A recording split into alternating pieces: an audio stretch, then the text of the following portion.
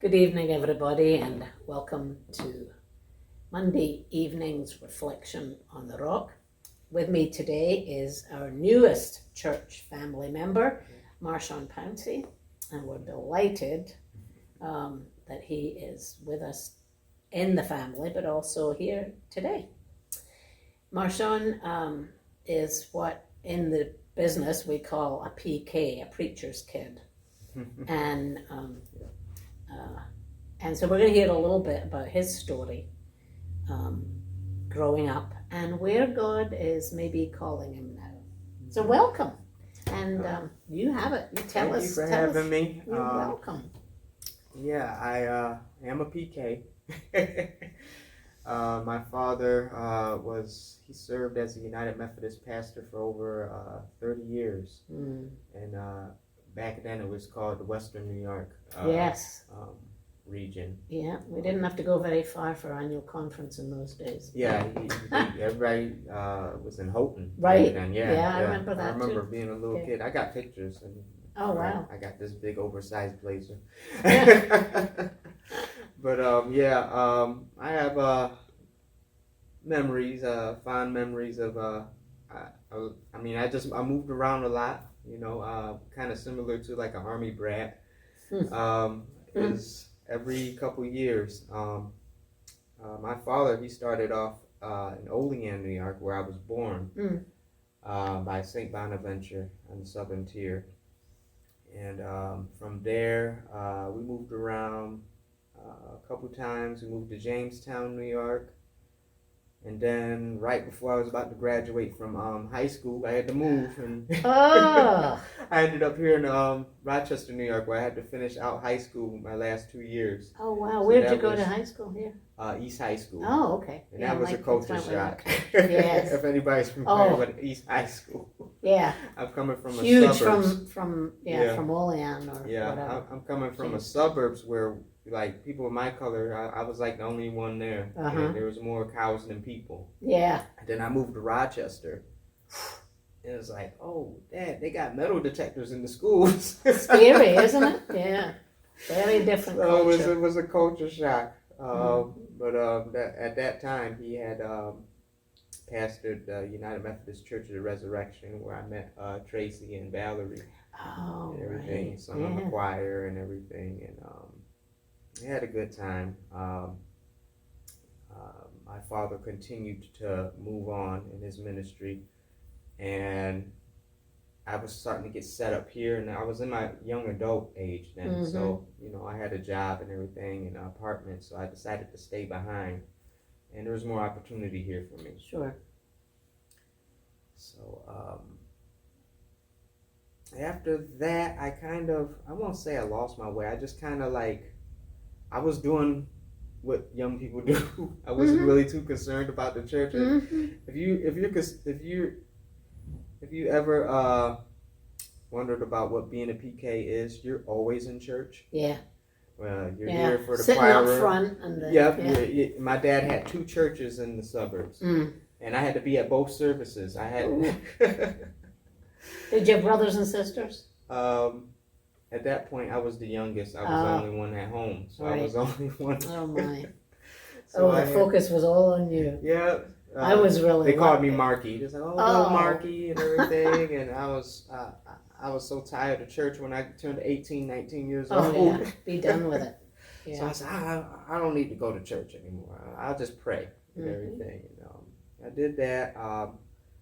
I went through a spell where I lost my job, and my roommate had moved out and everything, and I was now starting to see real struggle by myself as an adult.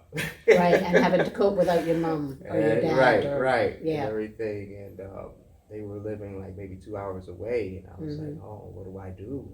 I've always had them, and one of my friends was like, hey, well, let's go to church and everything. I was like, church, man, I know all about church, man. Yeah. Been there, done that. And it wasn't a Methodist church. I remember I could truly say that I got saved and it was a Pentecostal church, Mount Carmel on Weld Street here. The pastor is nice.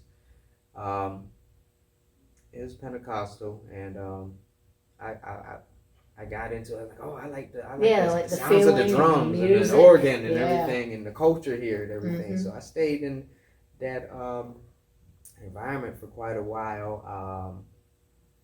I would hit and miss church over the years, and I would go, I wouldn't go, I would be faithful, I wouldn't be faithul.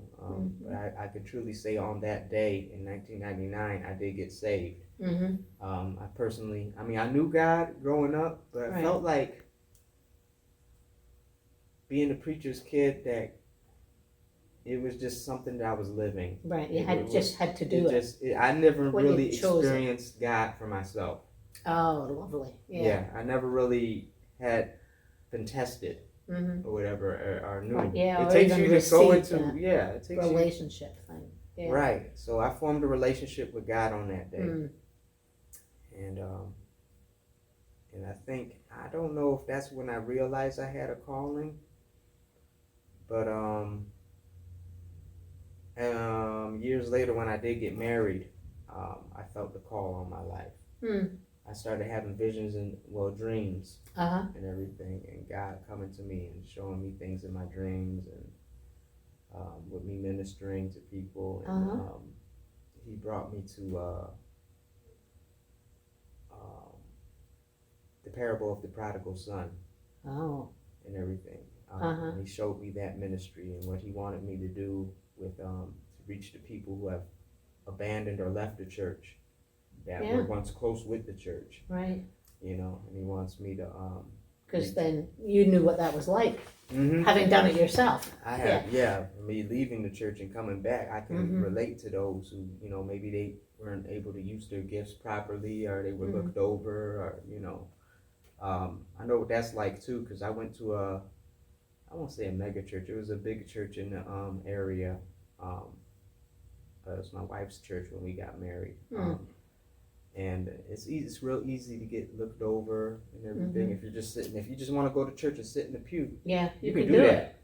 Yeah, but it doesn't make any difference to your life, really. Right, you don't contribute. So and I know when I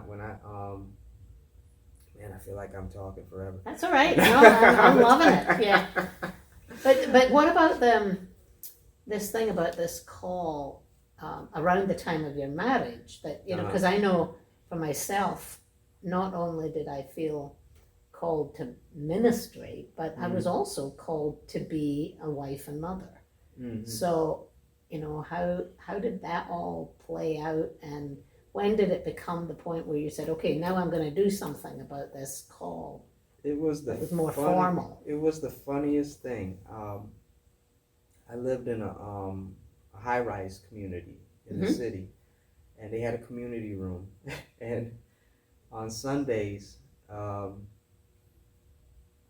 we had a community of Africans that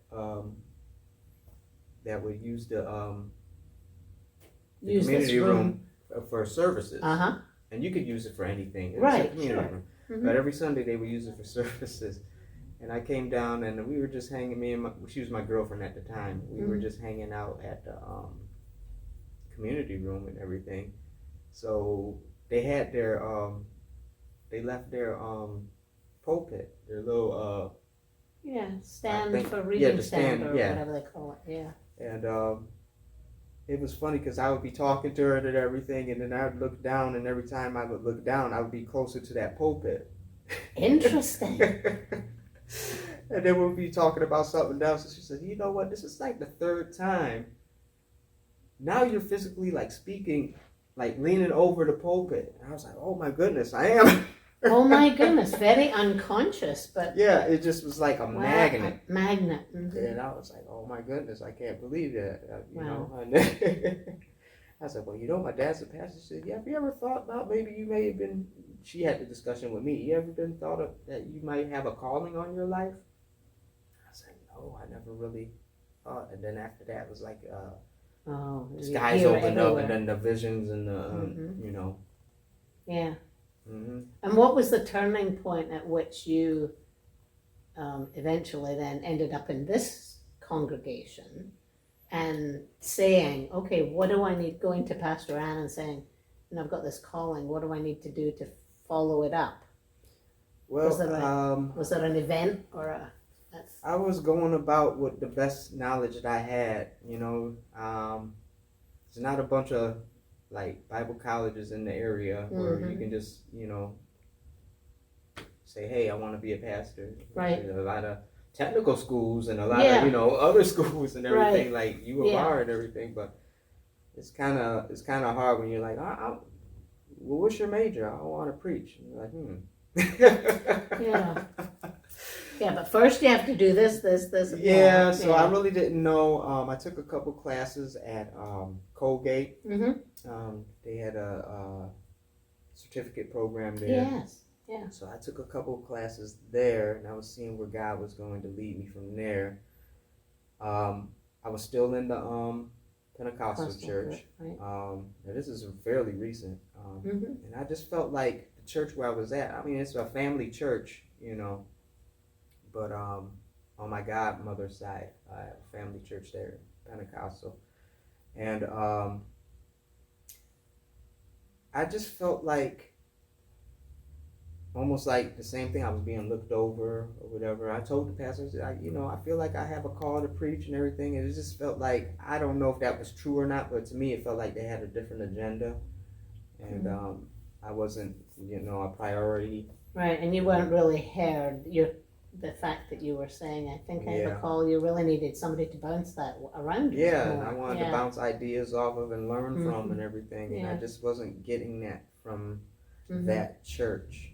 Not to say that there was anything wrong with the church, but it maybe was the thing that wasn't the right for you that I think anymore. My season there was, I think God was closing up on that season and said, it's time for you to go someplace else. I had a kick out of telling Pastor Ann this story because I got in contact with Valerie, and I was like, I'm trying to get into preaching and follow my calling and everything, and she gave me the district superintendent's number and everything, and I said, you know what, I'm gonna try going back to the Methodist church and everything. You can thank Stephen Cady from Asbury. He was one of my professors at Colgate. He said, hey, if you ever need help in following your calling or whatever, hey, I'm not trying to change you, but if you want to come back to Methodist, come on back. So I prayed about it for a while, and I did. I came back, and the day that the church that I chose, I was like, well, I want something close because I live in Irondequoit and everything. And I said, I saw a couple churches. I said, I don't know. Covenant jumped out to me. I said, well, Covenant it is. And I came that Sunday, and I was so shocked that the love and everything that I felt coming in the building and everything. I said, wow, I feel like I'm supposed to be here. And I felt goosebumps. Yeah, I felt like I kind of felt my dad and my mom's presence with me. Gosh, yes. So I sat down in the pew. And who comes up to me? Tracy. And she remembered who you were? She was like, oh, excuse me. Well, no, she was and like, we're all masked, we're all masked course, up, right? yeah. Like, She was like, oh, excuse me. And then I was like, oh, Tracy? She was like, Marky? And I was like, oh my God, is that Valerie over there? I there was no way of knowing. That's right. And that had to be God. God thing. That had to be God and everything. And then, I just felt the presence the whole Sunday, like I'm supposed to be here. I just felt like if anything was ever going to be perfect in my life, it was that moment.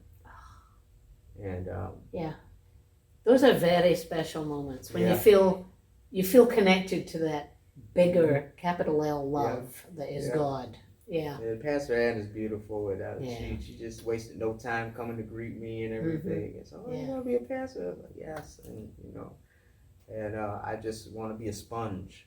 And I just want to grow and learn under this ministry and whatever I can do to help it grow. And, Great. Yeah. Well, we are very excited about that. It's always exciting to be in a congregation where people are hearing God or feeling God in tangible kind of ways. It's very exciting. Yeah, that's exactly. It's very exciting. I'm excited. You know, I've never been this way about going to church before. It's like I want to go. You know, I want to be in the service. I want to be in the pews. You know, and I get enjoyment out of it coming to church. Yeah. And Ann was telling me you're gonna help out at Covenant Table and tonight. That's great. Yeah, it's getting involved. Yeah. Good. Wherever else they need me, I've been looking at the newsletter and I want to go to that.